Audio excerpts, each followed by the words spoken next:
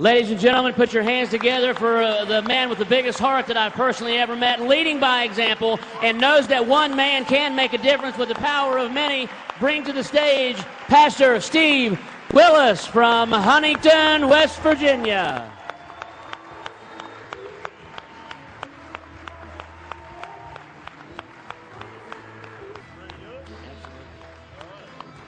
Before I turn this mic over to this gentleman, he launched an initiative.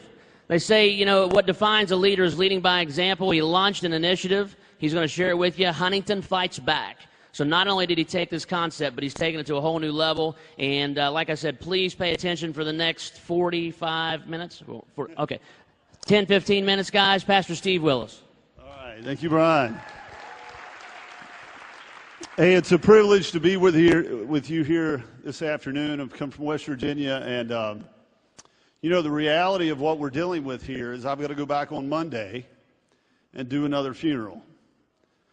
That's something that pastors get to see. You know, when you have a family member who is sick due to causes related to obesity, that's something you deal with that family member at that point in their life.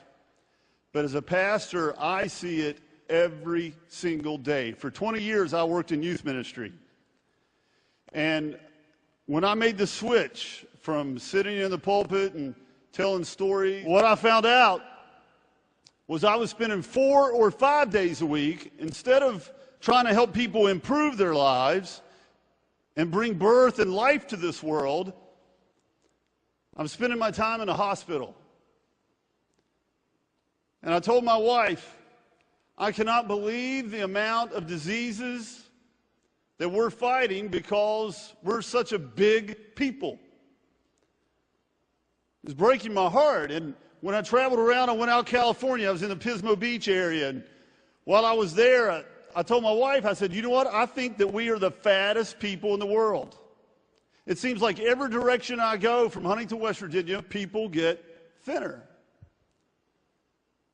And we laughed a little bit about that, but when I came back, I had a family waiting to counsel with me. And the mom and dad came in, and they were both fairly large. And they said, you know what, we're both doing all we can to make our families work, but I'm working in the evening. I don't have time to cook for my kids. My child's way overweight. My husband doesn't cook worth anything, and they were fighting back and forth about the health of their children. And both of them were too tired to work with their kids when they came home from work in the evening. Why? Because they were carrying around an extra 150 pounds in their back. And I told my wife, we have to do something about this. Being a part of a church is not just telling people about some pie in the sky, what life will be like in the ever after. God wants us to have life now, good life now.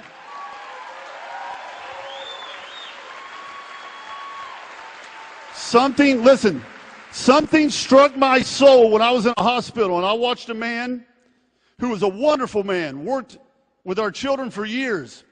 He was in the hospital, and they took him back for open heart surgery. He was 200 pounds overweight. They called me back in the room I was watching. All of a sudden, one of the tubes came out, and I watched the man bleed to death in front of me.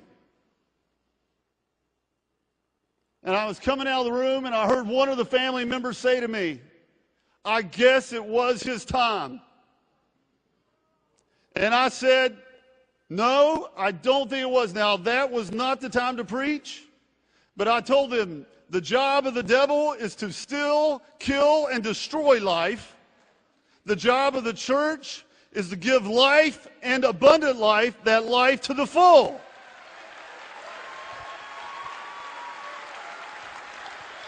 So I told my wife, I said, I've got to address this. So I went to the leaders of our church, and I said, I've got to talk about this. I said, I've got to talk about this. They said, Steve, you can talk about any of the 7 deadly sins that you want to, except that one. You can talk about pride, lust, envy, murder, greed, hate, whatever you want to talk about. But if you talk about this one, people will be offended and they'll leave the church. And I said, guys, I am sick and tired of watching people die. I've got to address this. And I said, will you just pray about this for a month? They came back to me 4 weeks later. They said, Steve, if it's your last week in the church, we believe God wants you to do this. You get up and preach it. Do it with a feather, not with a hammer. But you get up and tell how you see our people dying. I got up in church. Well, I got to take it back. That was on a Sunday. I was preparing through the week to get up the following Sunday. I get up on Friday morning. I look at the newspaper, and it said that Huntington, West Virginia, was indeed the fattest city in the world. I had proof from the Center for Disease Control. That was on a Friday. I got up Sunday morning. I preached that message. All over the nation, they were coming to take pictures of fat people in West Virginia with all their teeth falling out. And one member from our church called the local television station, and a radio station, and said, our church is doing something about this. And so we started working out. We did our own faith and fitness program that we started developing.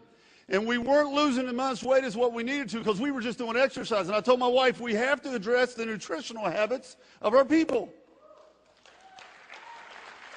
But I said, I don't want to do. Now listen, honest to God, I prayed this on a Sunday night.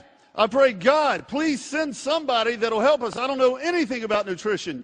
Monday morning, Jamie Olivers and the producers from ABC called me, said, we want to come to Huntington and help you, Pastor Steve, make a difference not only in Huntington, West Virginia, but all over the nation. Now, I want to tell you this. I heard a man tell me one time that he said, Steve, when you do a good thing, people will listen to you.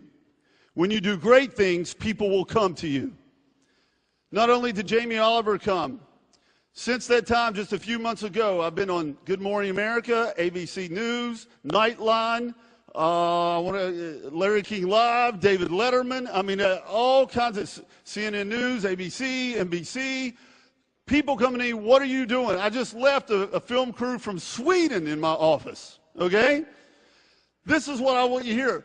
People know when you say the hard things, if you say it in love, but you say the truth, people will listen to what you say.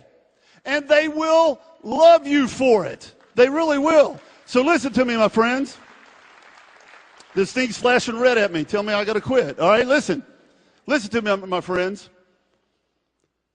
I honestly believe that it's God's work, what you're doing working here with this company. God does not want to see the people of America. We're the most obese, out of shape, unhealthy nation in the world. That is not something God would want. If God grows it on a tree, if he grows it in the ground, it's good. ViSalus has taken those things, put it in something that is affordable, and that's why they asked me to come here to talk about the Community Challenge. We have really gotten on board with this. We found out how many kids aren't getting the meals that they need.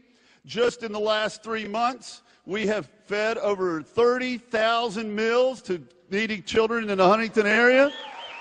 Over 30,000, my friend. By the end of the summer, we've already raised the money to feed 50,000 meals to children. Thank you very much, Blake, and the guys from the team for making that happen. All right, now I got to wrap it up. So here's what I want you to do. I want you to hear right now. The church needs to be a part of this. Listen to me. Listen to me. A lot of times in marketing programs like yourself, pastors run from these things. I've had other pastors, Steve, how do you do that? I don't know how you do that. You get involved in these systems, and they've got. When you have people dying, listen to me. When you have people dying, don't you believe that God would have you go to someone who is struggling with their weight, and you're sitting there, oh, I don't know, I'm afraid they might be offended. I don't know if they'll like me. You need to step into their life and save them.